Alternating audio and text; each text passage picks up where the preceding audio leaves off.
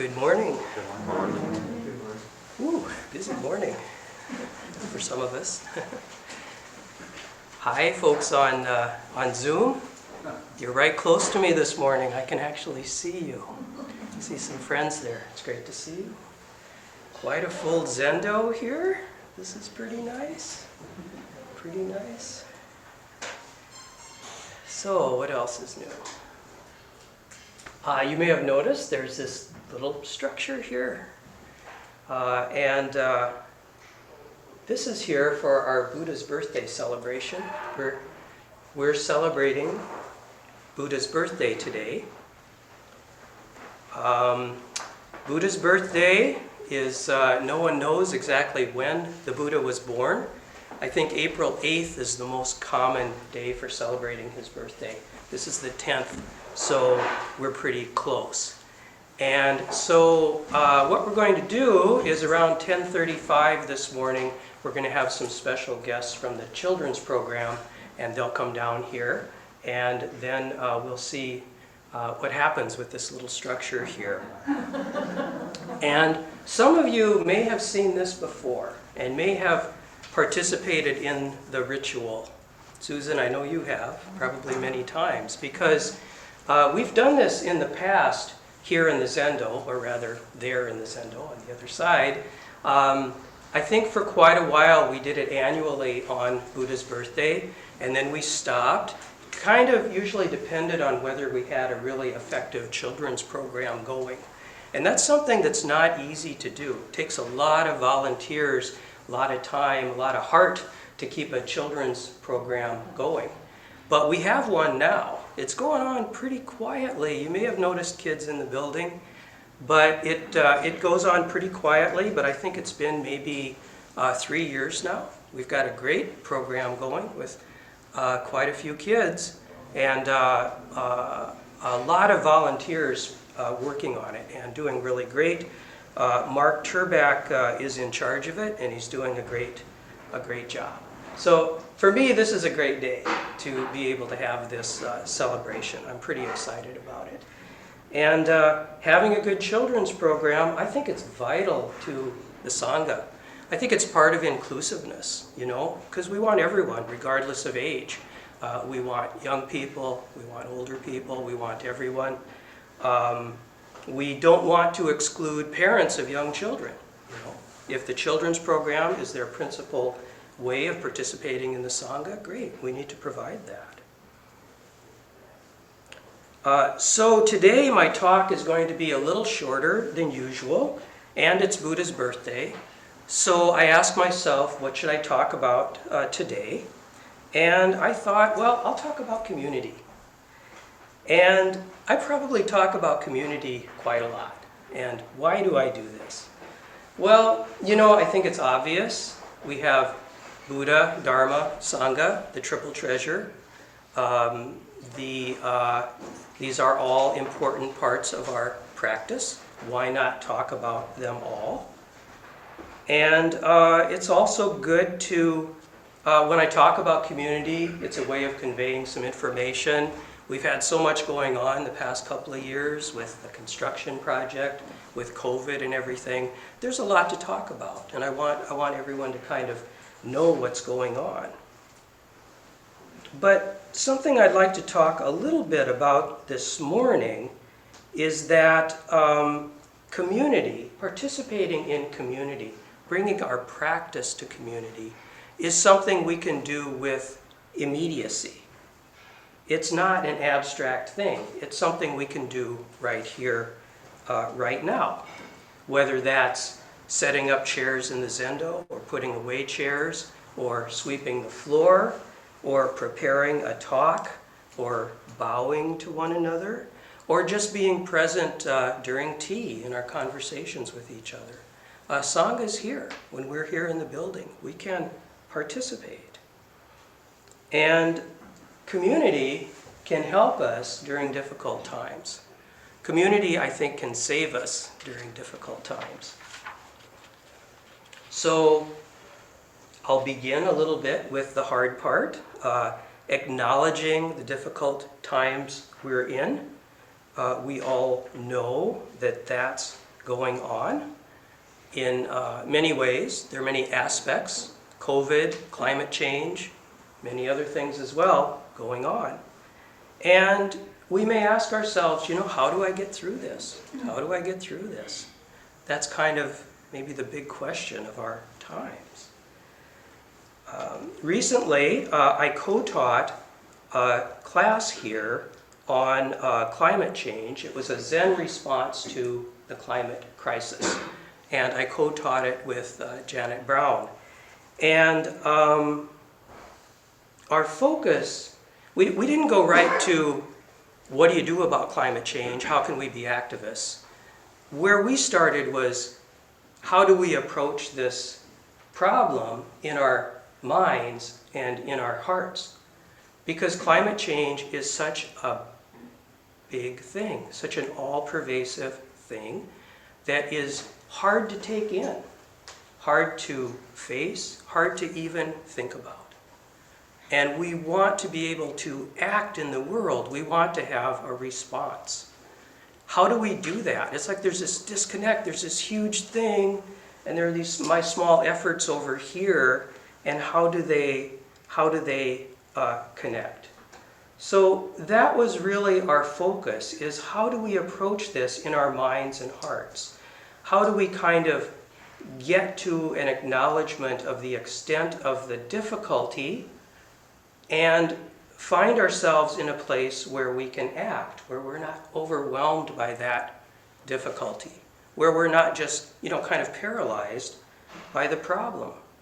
So the course was kind of designed as this inner journey, and we did some writing exercises, and we did some talks.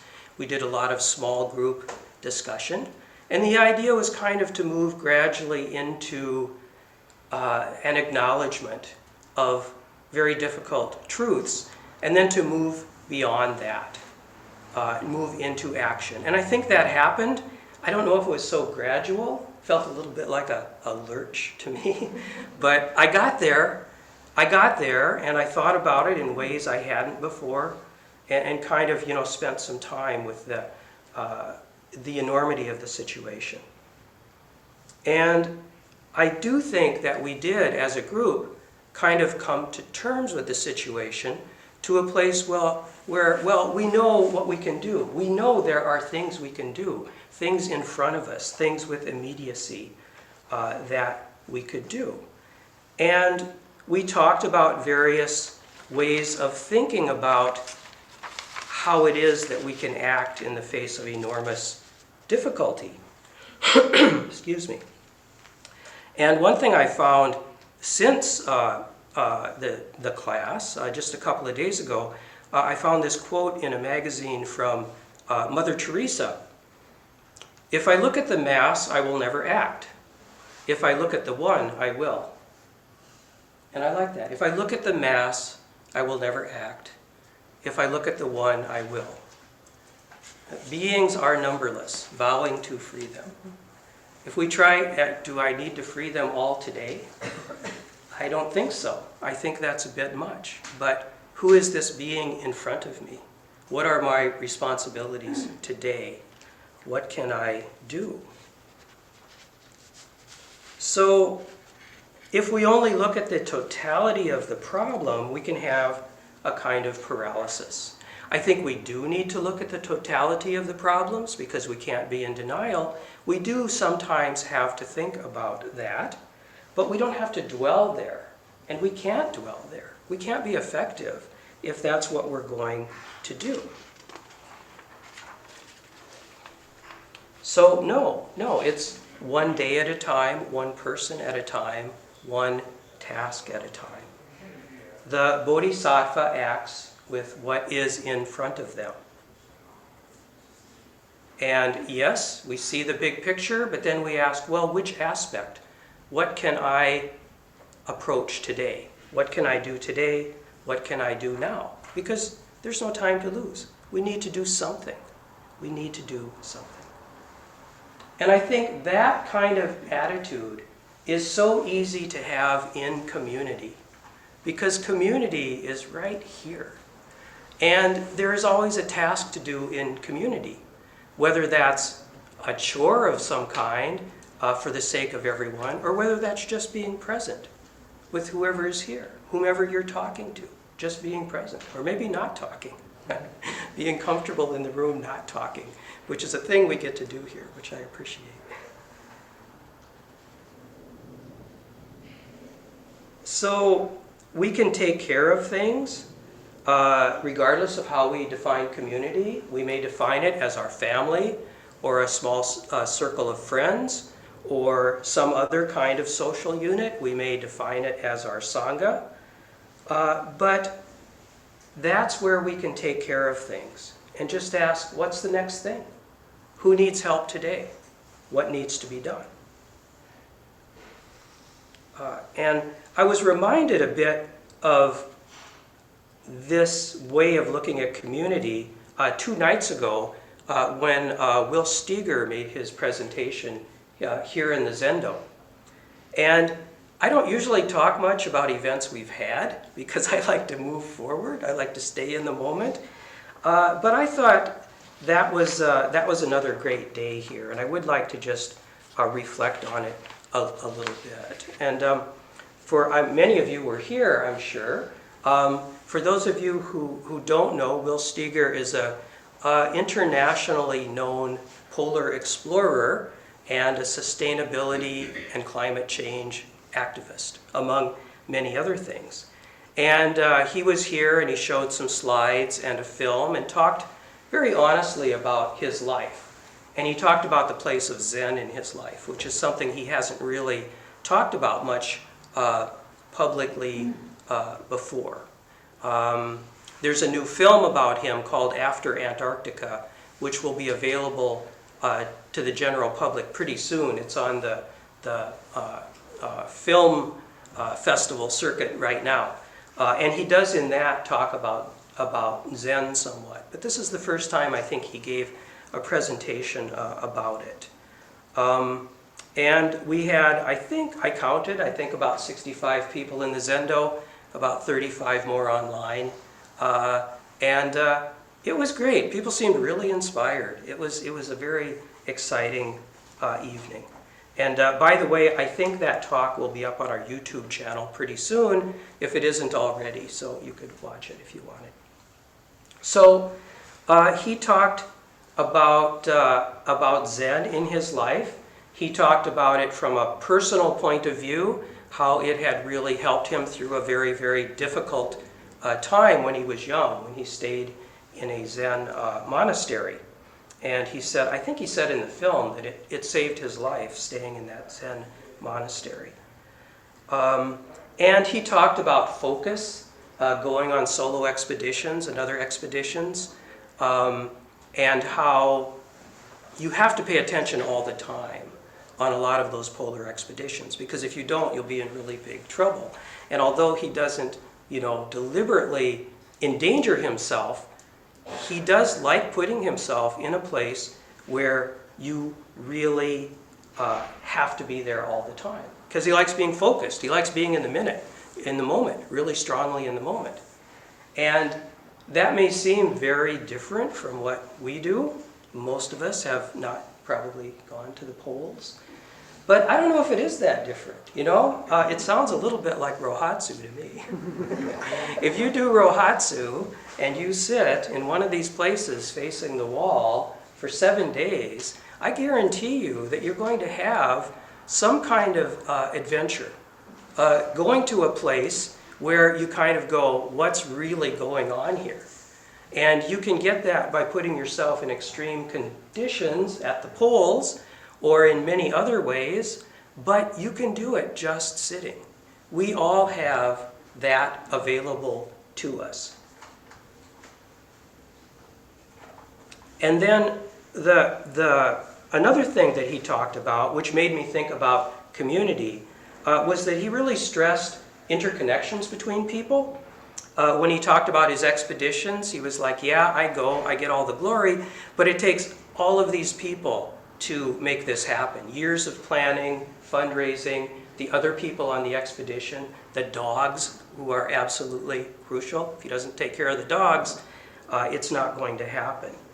And he talked about the Steger Center up north and building it with stonemasons and other skilled people, using an apprenticeship model, bringing all of these people together.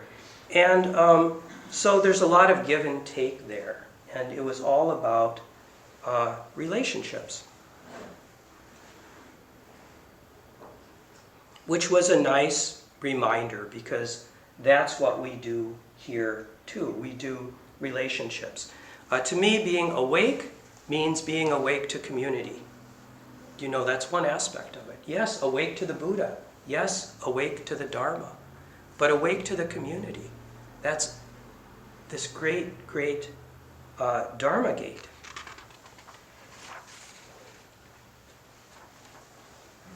And so I love to talk about how things are going in the Sangha. I like to talk about these things that we're doing with immediacy. You know, the things we're working on. Because we can't deny the big picture, but we can't deny the small picture either. We cannot deny the beautiful things that are happening, the warm-hearted things that are happening, the beauty of spring, the beauty of having a little bit of what feels like normalcy here. A little bit. Now, I know you're all wearing masks. That doesn't feel quite back to normal, but we're kind of used to it, right? The speakers get to be unmasked. We get to be unmasked during tea. We're starting to fill up the zendo again, the intro. I can't really see, but we've had a bigger crowd for the intro lately. We've got the children upstairs. And with spring coming, I think we'll be able to have tea outdoors more. That'll be really nice. For those folks who are not ready to come back and be with the crowds, we have Zoom where you can participate. So this feels really good. And we have with spring, we're going to kind of finish up our building project. We've got all these little things in the building that we're still kind of working on, still working out, and as it fills up, you know, sort of new challenges arise. We have landscaping to do outside. That's a pretty big project, which is pretty exciting. We're working on our volunteer situation. We were really scrambling back in August, September, and past that.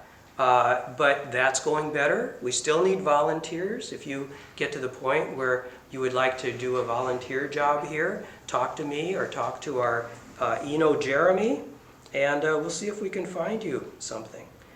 We've got all of our programming, all of our usual programming, more stuff to do here, I think, than any individual can do. We have our 50th anniversary coming up this fall. We have our DEIA committee, our efforts at inclusiveness. We have some volunteer training coming up. And it's spring.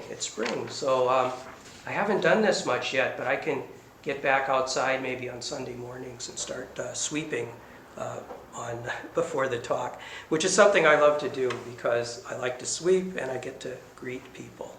And by the way, I think some people see me sweeping out there and they think that it's like my little proprietary area to work, so other people don't want to sweep. That's not true. Anytime anybody would like to sweep in front, in back, out there by the street, you're welcome to grab a broom and do that. Worst case scenario, I come along Sunday morning and I have to sweep a walk that's already clean. But we have this tradition in Soto Zen called soji, which is cleaning, and it often means cleaning things that are already clean. So that's Zen for you, and I'm okay with doing that. So so back to the big picture a little bit. With COVID, things are going well. I don't know what's going to happen. No one knows what's going to happen. I don't know how long we'll be wearing masks. But whatever happens, you know, we'll do what we have to do. We can be in this for the long term if we have to. We're certainly going to hope for the best. But one thing I think about, another thing I think about with these difficult times, I think about my parents and their generation. Let's see, my dad was born 30 years before me. He was born in 1924. And my mom, I think, in 1926. So they grew up during the Depression. And they didn't really have anything. They lived on farms. They had no money, especially my mom. My mom would tell me this story about how somebody had given her $1. And she had that dollar, and her parents would borrow it to buy a sack of flour. And they would pay her back. And they did this repeatedly throughout the Depression. This $1 changed hands back and forth because there just wasn't enough money. And then at the end of the Depression, World War II came, and my parents graduated in '42. My dad went into the Army right away, and he didn't know what would happen, of course. He didn't know if he would be sent to some place where he would be in combat and he might be killed. That didn't happen, fortunately. He got to Germany right about the time the war ended, but it was a scary thing. And then after the war, there was the Cold War, which he would tell me about, and I guess the tension in the 50s, the fear of a nuclear incident was just really, really strong. And he worried about that throughout that decade. So they did it, you know. They were pretty stoic. They didn't even talk about it very much because that's just the way it was. They did that their whole lives. And they did it, and I think we can do it. You know, we can do whatever is needed. Whatever is needed. And I think looking back, a good standard, if we look back on this time and we ask, well, how did we do? I think a good standard is, you know, did we rise to the occasion? Did we do what was difficult? You know, despite our knowledge of the big things that are beyond our control and the tendency to be a little overwhelmed, did we find a way to deal with this? And did we find a way to act? Were we able to focus on what was right in front of us? Were we able to see the joys of life as well as the challenges? And so to get to that place, you know, that place of thinking, well, we rose to the occasion, all we have to do is keep at it. All we have to do is take care of each other, build things, make them work, keep at it, keep steadily at it. Know we're going to have bad days when it doesn't go so well, days when we're maybe not so proud of ourselves. I have those days too. I think we all do. But did we recover? Did we come back at it? Did we ask for help when we needed it? Did we open ourselves to the community in such a way that they could support us? Or did we hold back from that? So we will keep at it. That is my essential message. And those are my thoughts for Buddha's birthday. And I think we have about 10 minutes here. So I would really love to hear from some of you with any thoughts you might have this morning.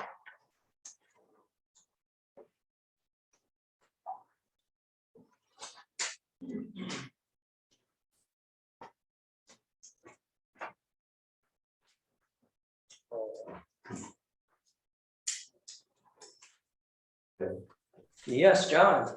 I was thinking about Thich Nhat Hanh in relation to the word birthday. And he has a very interesting take. He calls birthdays continuation day, because the way he looks at it is since the Big Bang, and obviously before that, everything that exists came into being. So there's never been any more matter added or energy. It just changes form. And so you can't really pinpoint a time when a person was born. It's a continuation.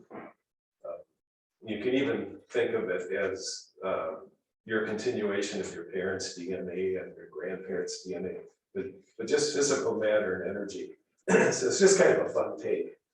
So again, Thich Nhat Hanh, he calls them continuation-based birthdays. Thank you, John. So happy continuation day, Buddha. I think maybe today is your birthday. John, happy birthday. Happy birthday, everyone. We're always being born. We're always being born together. Here it is. Everything's coming up all together, all the time. Dependent co-origination. Here it comes. Thank you, John. Carrie. That kind of is a good segue to, Willseeker and kind of his talk and what that, how that resonated with me as things arising, things arising, things arising. It seems like he met, the universe and those things arising in the moment, with everything from his rock climbing to kayaking to then, he's growing his own food, buying land. It's so cool when, either individually or collectively as a group, we're meeting those things as things are arising, and then things are continually being birthed. He bought this land, and he didn't ever build anything before, but he's like, I can just do this, I can build this and people will come, and they did, and so I see that happening here too, like you're saying. We built this. It's like, this new Zendo came into being, birthed, and it's here. So it's that deep celebration of things constantly arising and being born. Right. That's wonderful, Carrie. And yeah, if we can just be, kind of awake to it. And that's what we do here. One thing we do here is we try to eliminate all of those distractions that keep us from seeing that. And Will seeks out these situations. We do too, situations where we can just be here and just be part of this, where everything is being born every moment. It's always happening. We're always part of it, but we don't always see it. So we try to quiet ourselves, right? Yeah, thank you.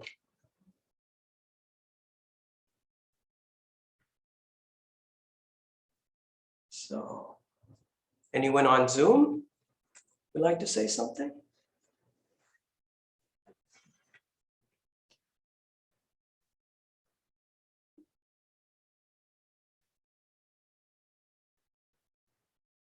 Anyone more in the Zendo?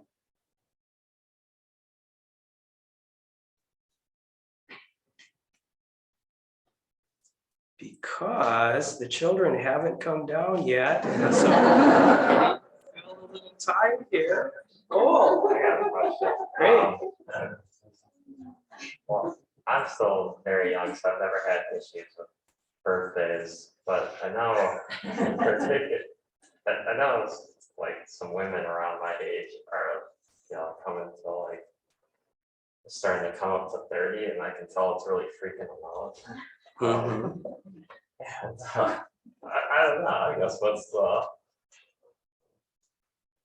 from a Buddhist perspective, how can you kind of be with someone or help someone like that? Yeah.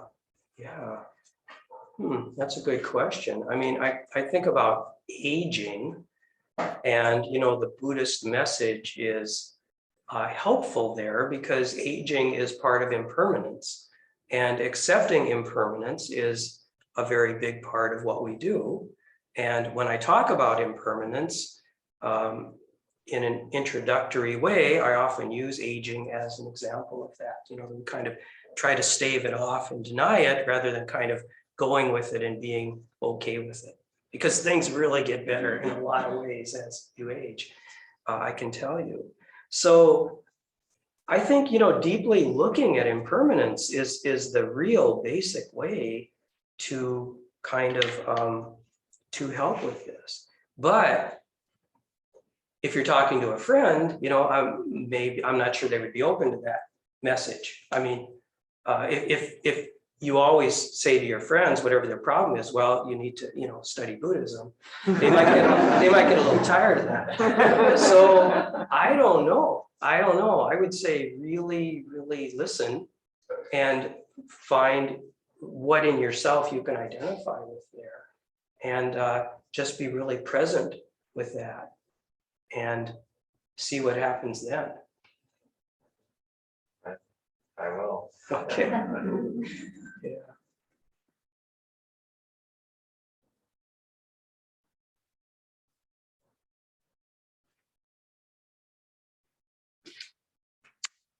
Okay, let's see, anything I skipped, I can go back and talk about now. Ted, Good morning, Ted. Good morning. Did you just think of something you wanted to say? No, I'm very happy that you're standing up to speak. Okay, well, the question that comes to my mind, as we're talking about community, is how we can continue building community with people that we are not physically present with. I gave up my cube in an office a couple of weeks ago, so I'm now 100% work from home, and I know others here are like that, and we have many people on Zoom. So I'm just wondering if you have any thoughts, as you mentioned, addressing the world and community in terms of thinking of it in terms of the person in front of you. How can we do that when the person is not really in front of us? Right, right. I suppose, yeah. And you know, when I talk about taking care of the person in front of you, you know, that is a bit of a narrow view. It's not the whole story. If you just take care of what's in front of you, you're going to miss some things. You also have to look at, well, what is not in front of me? What am I not seeing? What do I need to bring in? And so I think with folks you're not physically present with, you have to, I think, cultivate those relationships and bring people toward you. And it's just, I think, a matter of keeping in touch, you know, through, we have so many ways of doing that through media now. And yeah, it's not always easy to keep in touch with friends and things, but I think we really need to be deliberate about it if that's something we want to do. That's about all I can say about that. Thank you. Yeah.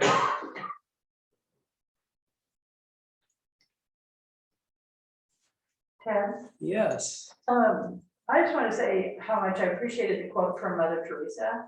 And I think I got it right, but if I look at the one, I will ask. If I look at the mass, I never will. Yeah, that's basically it. But she said it the other way. She said, if I look at the mass, I will never act. If I look at the one, I will. Yeah, that really resonated with me. Yeah, isn't that great? Yeah, especially when I look at like climate change and that sort of thing, or, you know, you think of the group of people that need help, be able to focus on one. Right. It really makes it more doable. Right. Or even if you have a bad day where you're thinking, oh, all this stuff is going on and I don't feel like doing anything. Well, do a small thing, you know, do a small thing, go out in the backyard and, you know, pick up sticks or something, you know, just a little thing to get moving. Yes. And I just wanted to follow up on that, say that I think that by focusing on the one, when you focus on the one, you can also understand that as a way of focusing on the larger. We have so many issues of systemic, you know, racism, misogyny. It doesn't have to be either or. Yeah. You know, you don't have to think about just the one being just that. It's a way also of placing a direct act in a larger kind of activism for a bigger reform improvement. Yeah.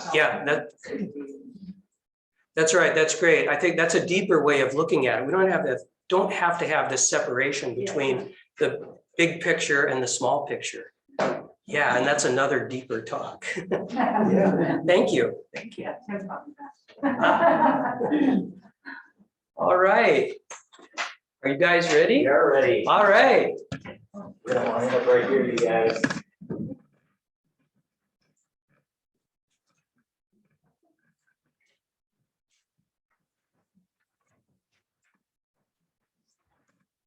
My goodness, we got a big group of really special folks coming to visit you all today. We're really epic occasion, celebrating the Buddha's birthday. So what we wanted to do was teach you all a little bit about the Buddha's birthday and a little bit about how it's celebrated throughout Asia, particularly Japan. So with that, I'm going to start, and we'll just have our friends here from our youth program share some of what they've learned, and then we'll go from there. So to begin, 2,500 years ago, in what is now called Nepal, Queen Maya had a beautiful dream. 4 spirits came to her and led her to a lake high up in the Himalayan mountains, where they covered her with perfume and flowers. A white elephant with a white lotus flower in its trunk sat next to Queen Maya. The white elephant let Queen Maya know that she would soon have a child who would become the Buddha. After 10 lunar months, Queen Maya went home to see her relatives. On the way, she walked into a field of flowers in a place called Lumbini Garden and held onto the branch of a salt tree for support. The child Buddha appeared. He took 7 steps, pointed to the sky and to the ground and said, "Above the heavens, below the earth, I am the world honored one."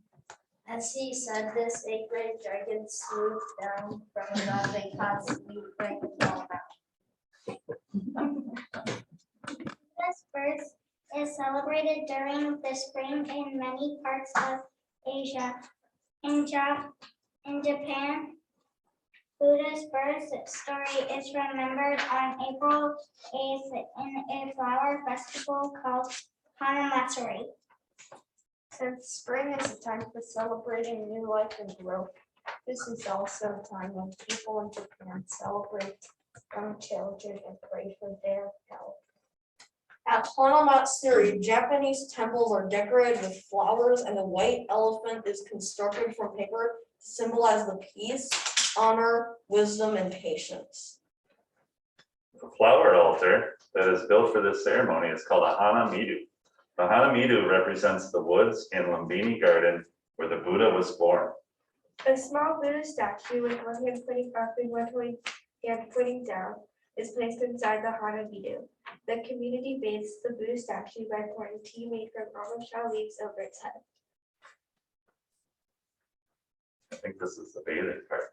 Yeah, so each one of our participants is going to come up and show us how we bathe the baby Buddha as part of to celebrate his birth.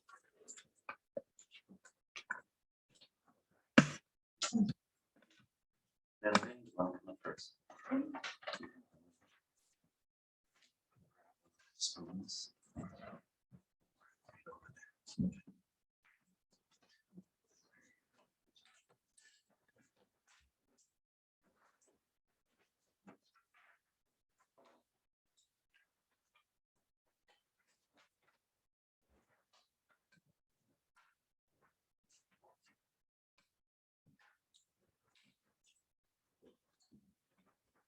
You can set your stuff on the floor if you want.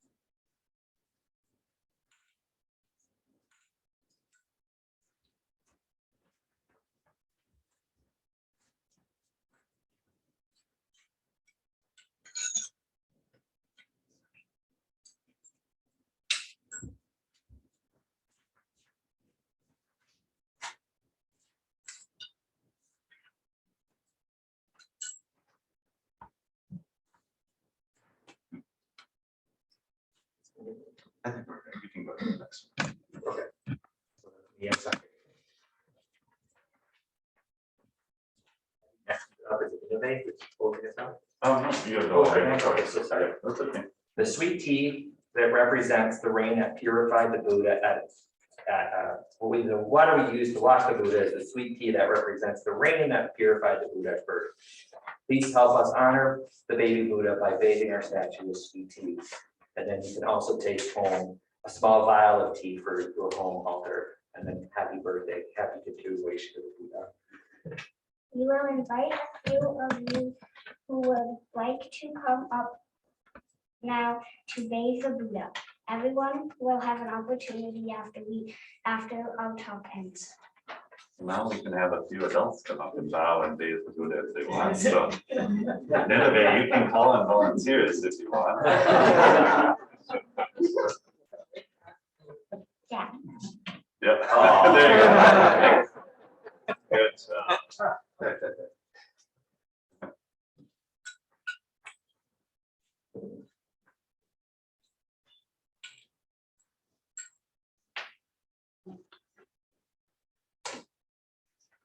Sheila, you want to call me? You want to call me? Yeah, we'll come.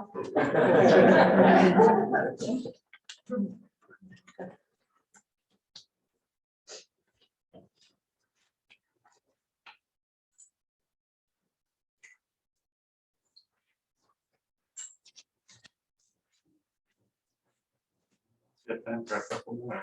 Otherwise, there'll be an opportunity after as well.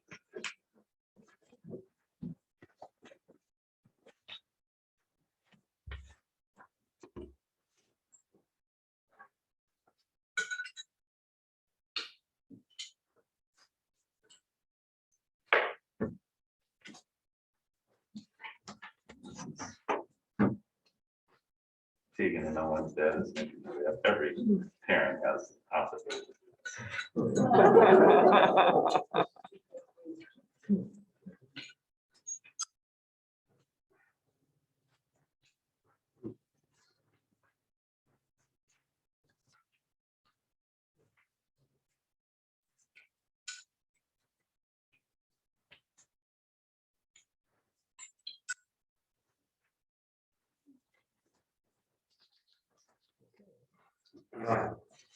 Thank you so much, children, for sharing this with us.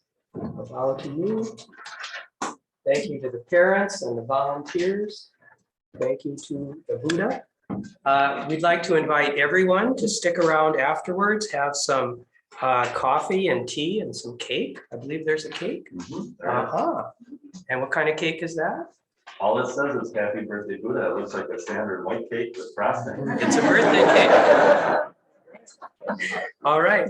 For those of you who are with us virtually, we wanted to offer a gata to use whenever you encounter flowing water today to acknowledge the Buddha's birth, be it when washing hands, filling up a glass of water, or doing dishes in the sink. This gata is in the chat for those of you who are online.